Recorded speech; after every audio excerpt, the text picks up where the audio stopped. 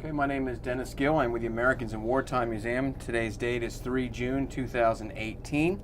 I am at Reading, Pennsylvania at the World War II weekend, and I'm conducting an interview with Joseph Laird. Correct, yes, sir. All right, sir, if you wouldn't mind, tell us your name and where were you born? Joseph I. Laird, L-A-I-R-D. I was born in Ann Arbor, Michigan. Okay. And what war or conflict did you participate in? I was in World War II, flying out of Italy on a B-17. Okay, so you were in the Army Air Forces? Army Air Force, Okay. 301st Bomb Group. Gotcha. Okay. So let me take you back before your service, because you entered service in what year? 1943. Okay, so that would have been after Pearl Harbor. Yes, sir. Do you recall that day? I volunteered for the Air Force. Okay. Do you recall hearing about Pearl Harbor? Oh, yes, I remember Pearl Harbor. What were your thoughts of that? Not much. I had a brother in the Navy at that time over there. Okay. At Pearl Harbor? Yeah. Okay. And did he survive the attack? Yeah, he was a pilot on a battleship. Okay. Very nice. So is the attack on Pearl Harbor, is that what prompted you to join the military? Well, I had another brother who became a Navy pilot, and then I tried to become a Navy pilot. I couldn't pass a physical, so I went in the Air Force. Okay. All right. And where was your training? Ellington Field, Texas. Okay. And that was Navigation. was that basic training as well? Basic was in Biloxi, Mississippi. Okay. And so from there you go to Navigator training? There we went up to Indiana to school for 1 month, and then down to Texas. Right. Now, did you want to be a navigator, or how did you become a navigator? I was doing KP one duty, guard duty the next duty, and they said, you're smart enough, you become a navigator, who would take off all duties and put you in cadets immediately. So I said, fine, I'll become a navigator. Right. Okay. What do you remember about the training to be a navigator? It was practically identical to pilot training. Okay. And it was good. Okay. How long was it? About 6 months. Okay.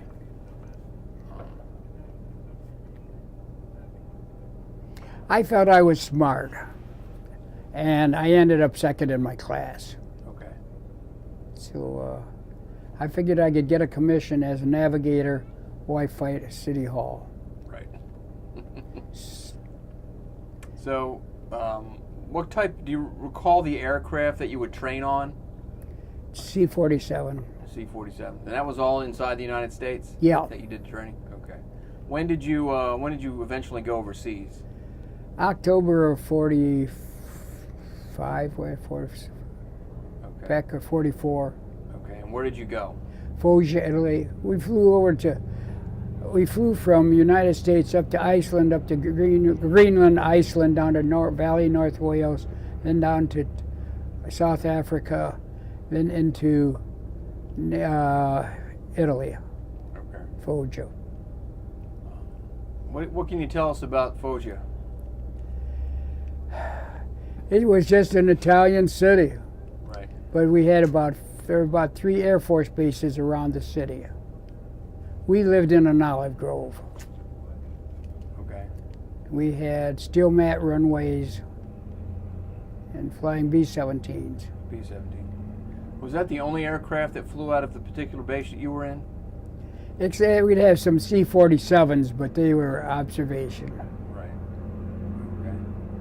We had B-24s flying out of Italy, but not out of our base. Out of your What were living conditions like? Where did you live? We lived in a tent. We had 4 officers in a tent. Enlisted men had 10 enlisted men in a tent. Right. We lived in an olive grove. We had electricity. How did we have it? We stole it from generators. Okay. From where? Oh, other generators. For example, we heated our tents with jet fuel. Okay. We'd steal a belly tank, put it up in an olive grove, have a metal tank and come down with the peacock on it, turn it, light it up, make it into a blowtorch, and that's how we heated our tents. Okay. Enlisted men had 10 to a tent, officers had 4 to a tent. Right. Yeah, so the crew that you would fly with, how many crew members would be on a B-17 typically? 10. 10. And did you fly with the same crew all the time, or did it I was a nut. I volunteered. Okay. Navigators and bombardiers seem to be getting killed. And there's a shortage of navigators and bombardiers. Right. So I'd volunteer. And it's nuts. They say you're signing your own death warrant. Right. But we had 35 missions to fly, and that was it. So when you reached 35 missions, what would happen? Then we were sent back to the United States. I got to go through cadets. We'll go through and become to pilot training if I wanted to. The war was coming to an end, and right. there were rumors our group was being sent to the South Pacific. Okay. So 35 missions would qualify you to come home if you wanted to. Yeah. Were there any guys that decided they didn't want to, they wanted to stay, or was... Some nuts. Right. Living was, it was an easy life. I mean, we lived in tents. Right. We didn't do anything except flew. Okay. And it took me 4 months to get my 35 missions in. Okay.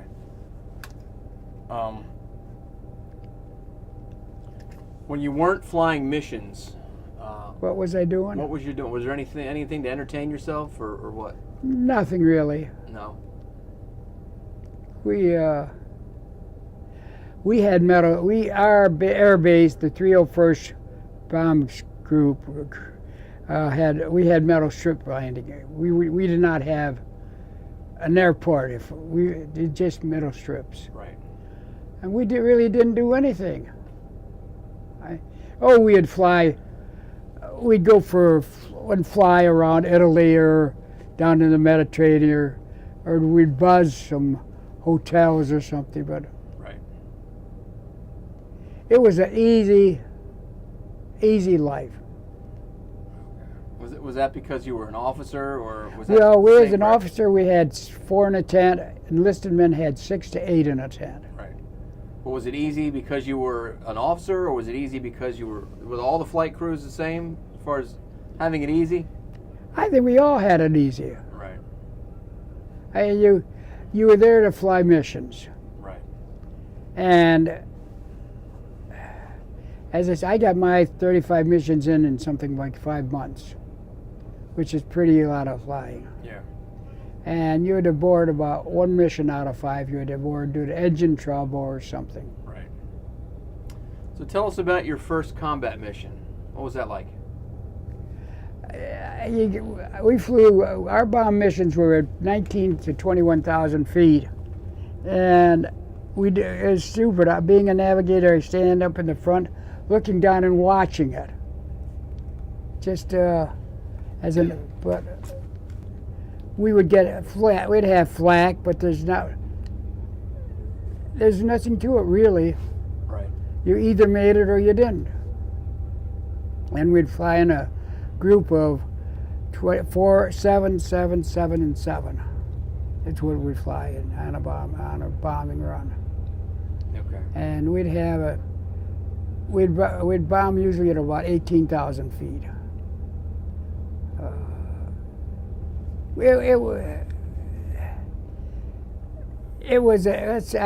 This is a lousy way to put it. It was an easy life. We didn't do anything. I mean, we had no duties. Right. We had a tent. We lived in a tent. And we had 4 to 6 officers in a tent. So what were you bombing? What were your targets typically? We were bombing the oil refineries and munition factories. Okay. And our targets were tough targets, was like Vienna, Right. or the big cities. And it was just the fate of God. Right. Our worst mission, this is just how stupid the government we were. We got up at bombing altitude 15 minutes early. So what did we do? We circled at bombing altitude. And we lost something like, 12 planes out of 27. Because all we did was circle, and the Germans took rulers, measured our height, and Right. shot us down with anti-aircraft. Right. We had very few fighter interceptions. We had what the hell here? P-47s were our coverage escorts. Yeah. It was an easy life. Had the war continued, I would have. People sign up for second tour of duties. I mean, it's nuts. Right. But I would have gone back for a second tour. Right. Is there any one of your missions, any one of the 35 that was more memorable than another? The one we lost something like 13 planes out of 24. Right, that's the most memorable mission. Yeah. Was your aircraft ever hit by flak or anything? Oh, all the time. It was. It was flak. Matter of fact, I was a navigator, and at the Navigator chamber, my buddy and I, we'd marks on our. We had to keep logs. Right. And when a piece of flak would come through, and we'd put a circle on and put a flak. I mean, flak was the main effect. Right. There were not many. We were coming out of Italy, the 15th. There were very few German fighters. Right. I mean, we bombed Berlin. Did the thing, but Vienna was our tough, and the oil refineries. What kind of resistance did you come across at the oil refineries? Just anti-aircraft fire. The Germans, they had very few fighters.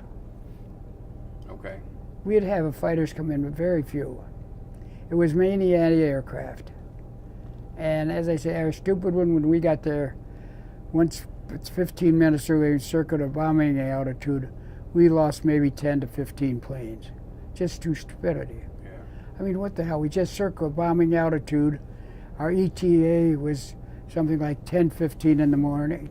Right. We got there at 10 o'clock, 15 minutes were, and they came with the rulers, measured our height, and knocked the hell out of us. Now, a lot of people say that the missions that the air crews would fly were some of the more dangerous things. You're telling me that it was easy and you would have volunteered. Is that because the Air Force had gotten good at it, or the Germans were just? No, we lived in tents, and you volunteer to get it over with. I had 35 missions to get in. Right. So you wanted to do that as soon as you could. Yeah. So you could get home. Right. Right. You get home and get a promotion. You get a promotion, and then I was only 18 years old.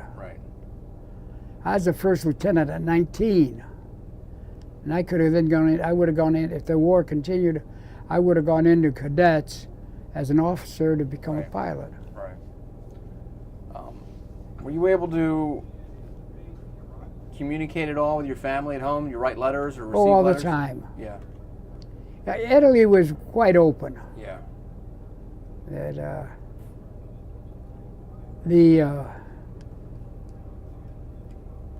population lived with us. I mean,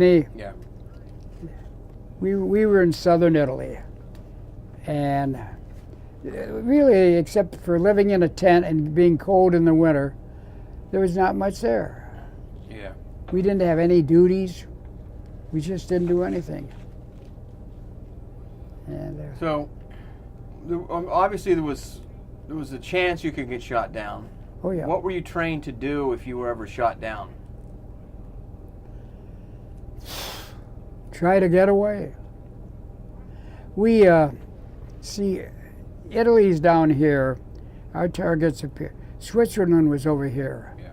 If we had periodically planes would all shut up and end up going into Switzerland. Right. And then they get interned. Yeah. And spent to the war as an internment camp. Yeah. But the Italians were very good. I shouldn't mention things like that. We brought down a bunch of prostitutes out of Rome and Naples, brought them over, and they lived in our area for a while until finally the chaplain got upset and got them sent back. Right. But it was a very easy life in the Air Force, Right. since we had no other duty except flying.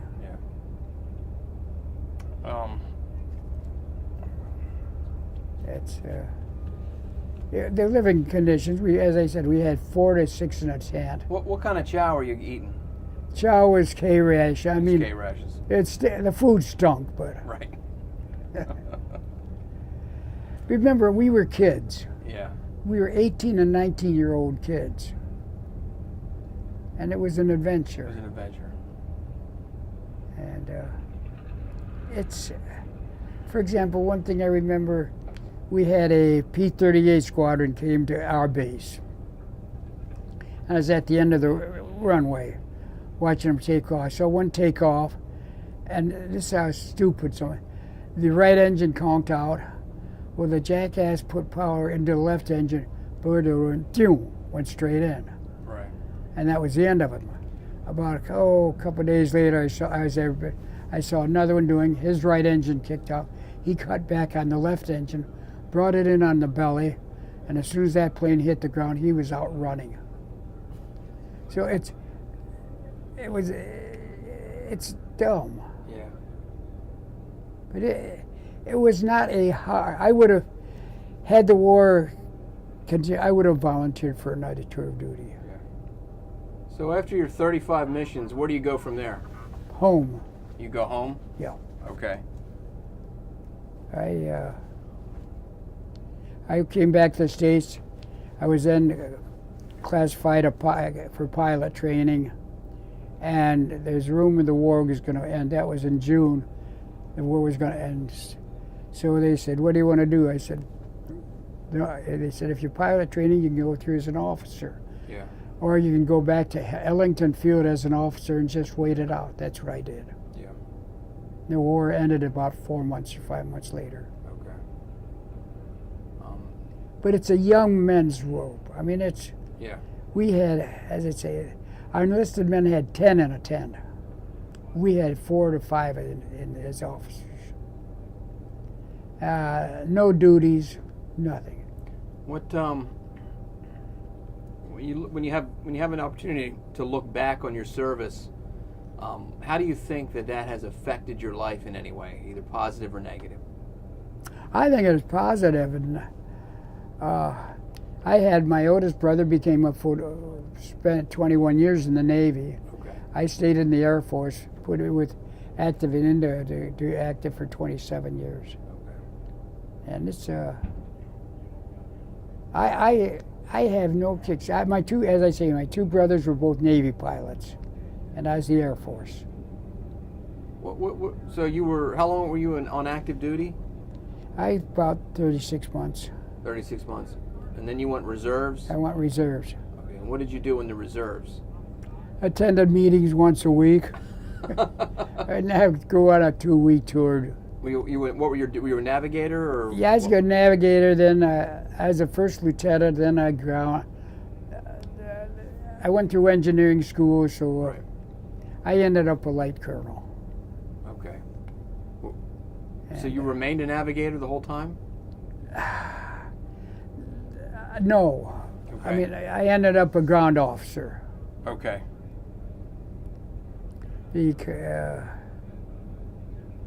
I enjoyed service. Well, I have an officer too, is a difference. Yeah. So our goal is to record these stories and preserve them for future generations to see. Right. Hopefully, or this is our hope anyway, that somebody in, 50 or 60 or 100 years might come across this video. Maybe a relative of yours. What would you like to? What kind of message would you like to send them? This sounds keep your nose clean and work. It is not hard. Right. If you do what you should do, being overseas was not hard. We had 6 to an tent, and it wasn't hard. But I did not drink. Right. I did not smoke or drink. And so that made a lot of difference. I did not carouse around. We had prostitutes coming down from Rome. We had a bunch of, Right. and they lived in the tents with us until the chaplain got after them. Was there a lot of smoking and drinking going on? Other people to pass the time? Not a whole lot, Not a whole lot. because we were flying, and Yeah. You had to stay. yeah, Couldn't be doing that. it was. This is an awful thing to say. It wasn't bad duty. Yeah. It was living in a tent that Yeah, that's the worst part of it. was the worst part. I can relate to that. But Well, it's, sir, is there anything that I haven't asked you that you'd like to talk about, or anything that you remember? You know, I was young. I was 17, 18. And I went in service. I didn't smoke or drink. And to me, that was the best thing ever. And I'm now 93, and I feel great. And so I never did smoke or drink. Right. And my co-pilot, he caroused around. He lived. My first pilot, he was married and had a family. He was a straight arrow too. Right. The two of us got together. Yeah. But keep your nose clean. And it's not a bad job. Yeah. You know. Well, sir, I want to thank you for your Well, service. thank you. And I stayed in the reserves, put in 27 years, Yeah. 28 years.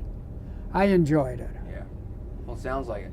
But as I say, I did not carouse. I came from a straight family. I had two brothers, and everything was yes or no. I mean, Right.